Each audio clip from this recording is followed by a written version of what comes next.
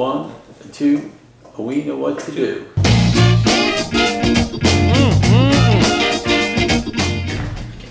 Hi, this is Jim. Welcome back to another episode of Title Talk with Title Leap, and I am the founder at James Brown Law and Title Leap.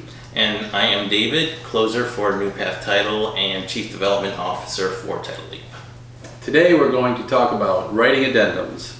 Writing addendums, what fun. So Jim, we've been getting some calls from realtors regarding changes in a contract. So how do we do that? By writing addendums. Write addendums, and we've been getting calls from realtors on how to write the addendums, but unfortunately I've also received some calls from buyers and sellers working with realtors on poorly written addendums, and the buyers and sellers want to know how they can go after the realtor because they didn't get the outcome they wanted. And so it's really important, and realtors are juggling so many tasks. You know, there's the business elements of the transaction, there's the legal elements, there's the personalities, there's all the logistics. I would like to make the addendum part the easy part, so I've come up with some pretty basic rules for realtors to adhere to. So what are these rules, Jim? All right, so the first rule is use defined terms. So they're in the contract. We have capitalized terms like effective date, Right. like loan approval period, like inspection period. Right. All those dates have capitalized names for a reason. Okay. They are defined. They are defined. So in other words, you put a date in there, you have to stick to that date. If you don't put a date, there is going to be something that automatically goes in there. Yep, and if that's there's a pre-populated term that appears in the contract, but also when you're writing an addendum and you want to talk about the closing date, you don't want to describe the closing date with a small case C and a small case D in your addendum, and you don't want to restate the date. You want to just, in your addendum, you want to say the closing date is capital C, capital D, August 24th. Okay. So always use the defined terms in the contract.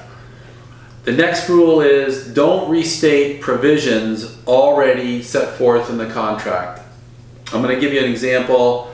There was a contract I saw. It said in the addendum section in paragraph 20 of the Florida FAR Bar as is, which we're always referring to in these videos, it said seller will pay / close all open expired permits, special assessments, and then the property shall be free and clear of all taxes, liens, and assessments. The problem with that is every single one of those terms is defined elsewhere in the contract, and when you restate them in the addendum, now you've narrowed the interpretation and all the rules and all the other implications that were thought into the big provision in the contract. So now there's a dispute, and so what are you going by? You're going by the narrowed provision that appears in the paragraph. Which in a sense replaces what is already there and may make it narrower. Less protect. Right. Typically what I've seen is less protections for your client. Right.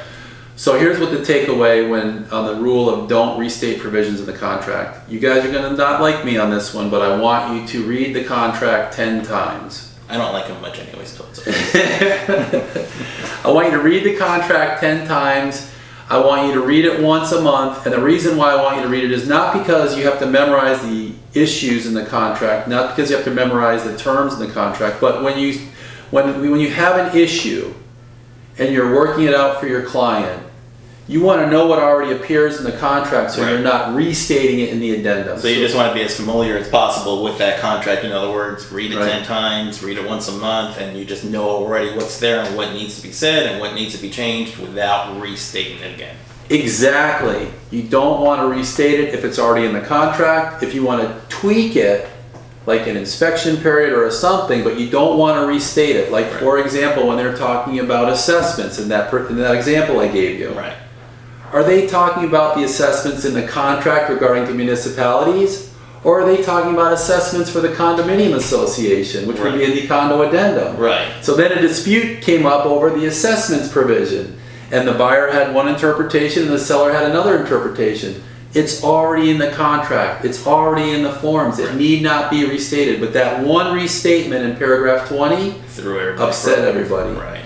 So first rule, use the capitalized defined terms in the contract. Second time, don't restate provisions. And third rule, be super familiar with that contract and read it 10 times a month.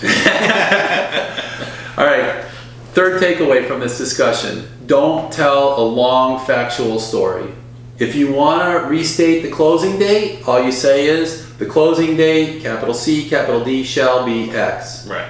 You don't want to say, the buyer failed to do this and the seller failed to do that, and give all the examples of the things they failed to do, and then say, therefore the closing date is this. Right. Because if something goes wrong, now there's all kinds of facts in there for a clever attorney to seize upon and potentially lever your client in a bad direction. You just want to make it tight as possible, in other words. Tight. Don't say anything you don't have to say to get to the goal. Right. So if you start reciting facts, don't do it. All right, so the third rule is super easy. Don't tell a long story. Just get to the goal. Fourth rule, collateral dates don't change when you change dates in an addendum. So if you change the inspection period, It's not going to affect the financing period. exactly. Right. Now, the one exception is if you change the effective date, it changes all the dates in the contract except for maybe the closing date. Anything that's triggered off the effective date changes. So the inspection periods and the loan approval periods and all those things change. Okay. So I had an example the other day. Realtor called the Florida Association of Realtors legal hotline. There was a COVID issue going on, and the Florida Association of Realtors attorney said, oh, you want to make the closing happen in the future, just change the effective date. Not a great thing to do. Because what happened was, now they were waiting for 2 months to get to the inspection period. Right. And so the buyers and sellers were sitting around, property off the market, all those good things, and now the inspection period revealed all these other issues, and so they kicked the can down the road when they might have gotten out of the contract at the inception. Right. So you have to really think hard about changing dates, and one thing you and I have seen lately is loan inspection periods, loan approval periods, capital A, loan approval period, capital A, capital L, capital A, capital P. Right. Loan approval periods ending after the closing date. Right. So if that happens, essentially it's still subject to that provision in the contract. In other words, you can't get your loan, closing date happens, hey, I can't get my loan, it's not ready, buyer could walk away, get the deposit back. Loan's supposed to close on Tuesday, buyer calls everybody and sends a cancellation on Monday. Look at those dates. When you're drafting addendums, watch those dates, make sure you're not hurting yourself. If you're moving a closing date up, make sure you're changing the loan approval date so that you move the closing date up. Now the loan approval doesn't happen way back here, and it's a strategic play by the buyer to just get out of the contract.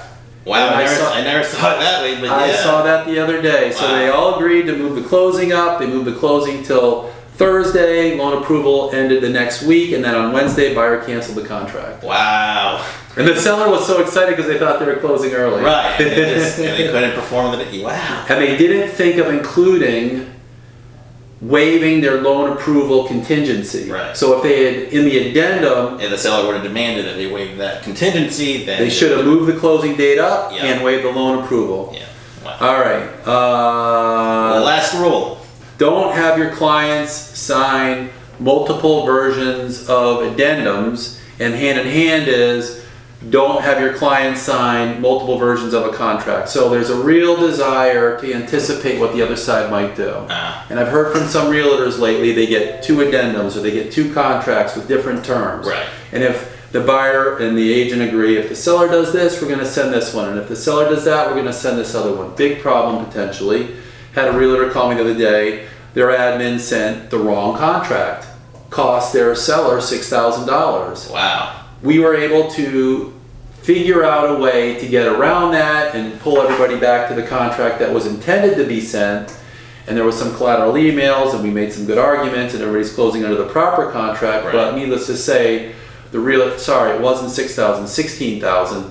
Needless to say, the realtor was sweating it. Wow. Yeah. Replacement of an AC. Yeah. There was a whole bunch of things, and if the buyer had responded one way, they're going to send one contract.